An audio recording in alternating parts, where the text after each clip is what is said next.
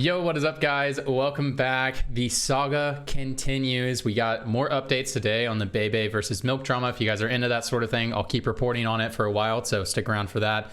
We have two updates from each of them that we're going to focus on: a post from Milk, a reply from Bebe, and then two posts on their own, one from Bebe, one from Milk, a twit longer, and a Reddit post. So we're going to cover today, get you guys all caught up on the drama. Now, again, I know how silly that just sounded, me saying it out loud, but hey, you guys clicking on video, you're interested in the thing, I'm interested in the thing, so we're going to talk about it. In the last video, I just more so recapped it, and I gave a soft opinion as it was an emerging story, and I was, just kind of watching. I filmed that video while I was streaming. So today, though, I've had a little bit more time to think about it, so I have more of an opinion on the front. You guys are free to decide whatever you will like, of course, but I'm going to offer my opinion up front, and then, you can let that color how you view the rest of this or not. That's up to you. Now, before we get into it, I just want to say, it is so clear to me that Bebe's ego is speaking for him. He obviously has a fragile ego. I'm not saying that in a derogatory way. I am someone who has dealt with that in the past, and I've tried to every day I try to make effort to overcome, letting my ego speak for me and that sort of thing. So I'm very sensitive to seeing when someone's ego is speaking for them. I just found that. I don't think it's hard to see this, by the way. I don't think I'm special to see this, but it is clear to me that Bebe's ego is fragile, and he is speaking from the ego and just can't admit that he's wrong about a play. When he's almost certainly wrong about the play. It's okay to feel somewhat hurt that someone kind of poked fun at you. But this weird doubling down of stuff is very strange. This copyright stuff is very strange, but let's just get into it and get into the meat and potatoes of it. So Milk just posted, this is 12 hours ago. We're going to look at these posts in the order that they're posted. Just deleted this folder. How about we settle this in a Twitch Rivals, NA versus Korea? Frodan, you got us. Frodan, the organizer, he works for Twitch, that sort of thing. You guys know Frodan, caster. Boom. And he just shows a picture of Bebe Flames, kind of funny. Just a funny little picture. And then Bebe said, "No, Milk, you should prepare to delete your TikTok account due to copyright infringement. I learned that if you were from here, I can actually send you to jail. It is illegal here, though I am sorry that I made my response to you personal. I apologize if I hurt your feelings." Okay. Now, before anybody says this, before I start kind of going in on about the infringement thing, I do understand this is a somewhat of a cultural difference in terms of East Asian business practices. I've followed a lot of this stuff very closely. I've just been very active on YouTube for several years. So I know all about how East Asian companies behave and how that can, impact, East Asian people, how those businesses behave towards copyright. They're just really 10 years behind on what copyright infringement is and what fair use is. That is reality. I'm not going to sit here and explain how what Milk did is fair use, but it is. If you'd like to learn more about fair use, there is endless amount of resources. One of the resources you can see in this thread, which is Bryce Blum. He is a lawyer who works he was regularly hired by esports organizations, very versed on these laws. He linked just a simple Wikipedia article because, it is the definition of fair use what Milk did. So that is just, Bebe is just speaking from 2016 laws, I suppose. I know it's different in East Asia, but, when you're working on platforms that are global, it doesn't really work like that, to your local legislator. But again, I'm not an expert on law or anything like that, but this is pretty backwards thinking. And this is like the biggest no-no on the internet, at least in Western culture, is to threaten copyright infringement. And I realize Bebe is, he is East Asian, so he is less likely to know more about these things. But, the way I see it, I'm a content creator. I work online. Bebe is a content creator. He works online. I know about how East Asian business practices are in reference to copyright infringement, that sort of thing. So, and I think all of us, anybody who gets very involved and that sort of thing should learn these types of things. So I think it is very strange that Bebe doesn't really know how copyright is kind of treated in Western media, considering he speaks English, and I'm sure he consumes a lot of Western media. So, that's neither here nor there. But, a lot of people are going to be offering him a bone about the copyright infringement thing, threatening that. I just don't see it. I think he should just know better. Honestly, that's just really how I feel about that. Pretty strange. Okay, and to follow that up, this is going to be some more technical stuff. Sorry for the bright view, guys. I'm not signed in, so but Yeah, so here we are. This is more technical stuff about TFT, less drama focused, but we can get into it. So here's Bebe's post onto the competitive TFT page, it looks like. So, hey guys, Bebe872 here regarding the play made on Milk's video. I will just read this whole thing, I suppose, and I'll offer my thoughts as I go. Hey guys, sorry for the sudden intrusion. There was a request for people to raise my analysis on the play that was criticized by Milk. The reason why I didn't explain my point of view was mostly because I honestly thought the video was made to ridicule me instead of being a real criticism. But if that wasn't the case, then I can explain exactly what happened in that game for those who enjoy TFT. Now, if you guys would like to see the original clip, you know, you can just look up Milk Bebe drama. It'll be the first video that you see. It's a 1-minute clip. It's like TFT clips. If you'd like to see my breakdown and the whole preamble to this stuff, I have a whole other video. I'll link it down below if you guys missed the first video. But let's just talk about this real quick. So yes, it was made to ridicule him.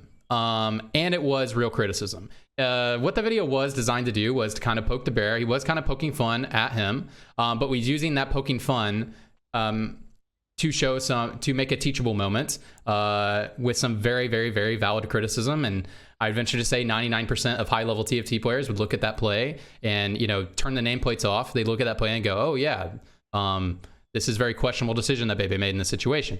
Now we can get into it right here. Number one, you need to scout your enemies to see how strong they are first before deciding to level up or not. I can't find the post from Milk before, but he said that Bebe didn't do this in the video. It doesn't really matter, but here he says, you need to scout your enemies to see how strong they were before deciding to level up or not. Now on 2-1, this is not like a super important thing to do, but it can be depending on your situation. I'll give him that, whatever. Theory explanation. When you first play a game, you can choose between two strategies. Aim for a top 6, B, try to gamble for a top 1 and 2 by risking a 7th and 8th. I don't completely agree with that. I know there's just like a lot more to it, but to simplify it, yeah, okay, sure. A, what is called a tempo strat, where we level up early on in hopes to find a high cost units early and outnumber the enemies to get easy wins to get a safer placement. Now, tempo is an extremely loaded word. It is extremely vague. It is a very big blanket word. And I would just disagree that this is not plain tempo, because the best way that you can gain tempo in the situation that Bebe was in, again, you guys can look at the clip, but he was holding 3 1-cost pairs. The biggest way that you can possibly gain tempo is by 2-starring your 1-cost. Now you technically lose tempo on that one turn you don't level up, but by leveling in that situation, you are lowering your ability to hit 1-cost, and you're also closing the door on your ability to play econ. So you've effectively taken the game out of your hands and you are playing for RNG. That is what has happened in that situation. That is not called tempoing. That is called leveling when you shouldn't. I don't really know what else to say about it. I feel like it's not even that debatable in that situation. The situation Bebe was in, it's just, you know, and you don't have to agree with me. You can take Milk's opinion or whatever, you know, but I just happen to share the same opinion of Milk on the situation. But that's neither here nor there. Let's just get more into it. B is called an eco strat, where you maximize economy and spend it all in hopes to find a top tier deck. Now you don't necessarily have to eco. This is the criticism that Milk has and players like me have, is that by not leveling there, you're not committing to an econ strat. You are just trying to keep the odds for your 1-cost because you're trying to spike your board. And then if you don't spike your board, then you can econ. So it gives you 2 options in way to play the game. You can start to play tempo if you hit your spikes. You're not locked in on this eco strat. And by leveling, it doesn't necessarily mean that you're going to tempo. It just means that you have a higher chance of winning that round. It doesn't mean anything in your whole tempo of stage 2. It means your tempo for 2-1. 2-1. That is a round that you are affecting positively. Now you do have a chance of hitting the 3-cost, of course, which can be a valid strategy if we're in a 3-cost meta, which we're not, or if a 3-cost is the best way to spike your board, which is not the best way to spike your board if you're sitting on 3 1-cost pairs. It's just not, unless there's something incredibly imbalanced on 3-cost, but there's really not. There's really not. It's set for like very specific circumstances, like you have a Swain and a Volibear or something, and you're trying to hit Dragonmancer, you're trying to hit a Lee Sin or some shit. That can be a massive spike on stage 2, but that was not the situation we're talking about. Anyways, all right. I usually prefer to play tempo strat and solo queue ladder and eco strat for tournaments. It usually is a case by case on your situation. True. Very, very, very true. Yeah, cool. And before I go a little bit more further, you know, I don't want to make this about me or anything like that. That is not the purpose of this video. But just I had a lot of people commenting on the other videos explaining to me how Bebe plays, even though at the beginning of the video I explained that I watched a lot of Bebe to learn. In fact, I would say I most modeled the way that I play the game after the way that Bebe plays. Bebe is the single biggest influence on how I currently play TFT, even though I haven't really watched his stream in over a year. I watch his stream every single day in set 4. I'd watch his VODs after I get done streaming. I would download his VODs and I'd watch them, or not download them, but you know, he usually wouldn't be streaming when I was done, and I would watch his VODs to learn from. So I know how Bebe plays. Anyways, the reason I enjoy tempo strat and ladder is because ladder focuses on getting points in the long run. Tempo strat is the strat that I use to hit first challenger global, set 4, 5, 6, 7, and has the highest win ratio in my region. Cool. And got me back over 2K LP in set 4. Cool. All right, since it brought me so much success over my 2 years, tempo is much more difficult as a strategy than eco strat, giving me material to practice and develop my play style. I really enjoy the strategy a lot. Hey, I can vibe with that. I don't think playing tempo is more difficult because I just don't think it's any more difficult. I just think it's 2 separate ways to play the game. Whenever you econ and you're in, like, the difference is like tempoing, you need to build strong boards on every round. You need to build as strong boards as you can every round, and that's how I like to play the game as well. I like being as strong as possible every round. I enjoy that way to play. But when you eco, it's just a different skill. You have to know your limits, and you have to know how to make strong boards like that. Which is funny, is that was that was his criticism of his milk, that his APM is low, which is such a silly thing to criticize someone of in the first place. But in order to play the way that Milk normally plays, he plays a very first-rate style, you would need to be able to create the strongest board possible very quickly, which, yeah. Anyways, whatever. All right, back to the video. He says, I had a Gwinsus, meaning if I have enough frontline, we have good odds of win streaking. And finding frontline can be found by either rolling or leveling for an extra unit, since an extra unit equals more HP on the board. Yes, just like we already talked about, this increases his chance of winning that round. But what the argument is against him is you're lowering your chance of being strong on that stage. So if your goal is to be strong on that stage, you've effectively lowered your ability to be stronger on that stage by just trying to be stronger on 2-1. Anyways, number 2, I scouted the lobby and noticed that there were 5 players I could beat. I usually level if there are 5 out of 7 people I can beat, and I do not level if I see 4 or less. Hey, that's fair if that's how he wants to play, I suppose. But again, the same criticisms that we had before is you've now effectively lowered your ability to tempo in the lobby by leveling. That is the criticism. I will stop explaining that now. 3, my priorities is to get a safer placement every game. I do not greed eco to gamble for first every game. That is a solo queue and more of a poker mindset. I am sure you guys know more about poker than me. I'm a noob at poker, so you understand. Cool. It seems like he's projecting the way that Milk plays. Milk is a first or 8th player. That is true. And that's why I don't watch Milk a lot to learn, because I don't really play a lot like how Milk does. So if you check the video, Milk didn't really scout to see if the win streak was maintainable or not. I don't know what he's talking about win streak, because it's on 2-1. I mean, how can you know what's going to be happening based on you thinking that you're stronger than 5 players? I mean, you could be stronger than them that round, but they could also hit a 3 cost if that's what you think is going to spike your board, or they could also upgrade their board. So whatever. I mean, I just don't even see this.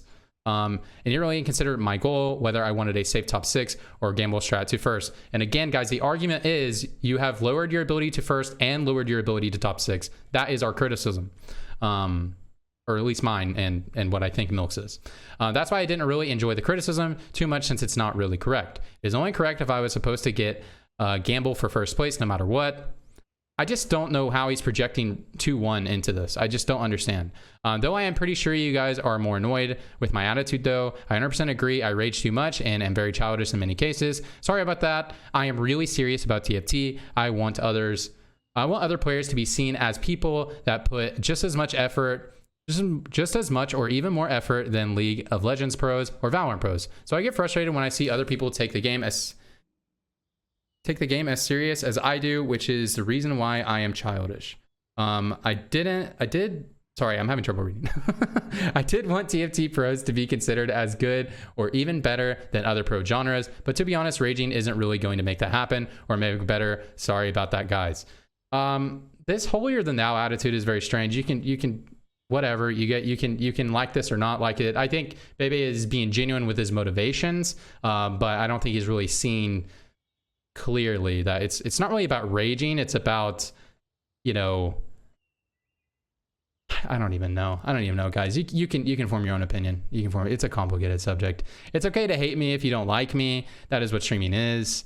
You have to put yourself in front of all these people with different opinions, so don't worry about it, and thank you for your honesty, guys. For streamers, we are always 100% grateful that you spend even a second of your precious time into watching us. This is an absolute basis within our relationship. Thank you for your honest opinion, guys. Hope you guys have a wonderful day. And this is my biggest criticism of Bebe this whole time, is that, and what I talked about in the last video is like, you know, you just got to take this shit in stride, man. Whenever you decide to make content, you open yourself up to criticism. I posted this video talking about this stuff, and now I'm not the victim here. I'm not trying to play victim, but I got a lot of negative comments.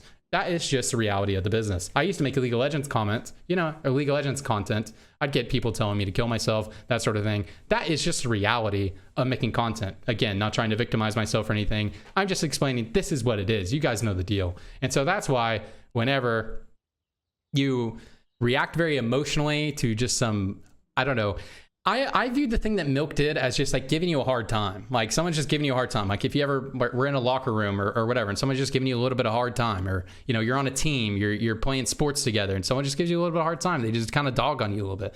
That's what I thought it was. I think that's what Milk thought it was. But I think Milk is going to be doubling down a little bit more because, again, Bebe is coming back at him, was raging, threatened to physically fight him, and yeah.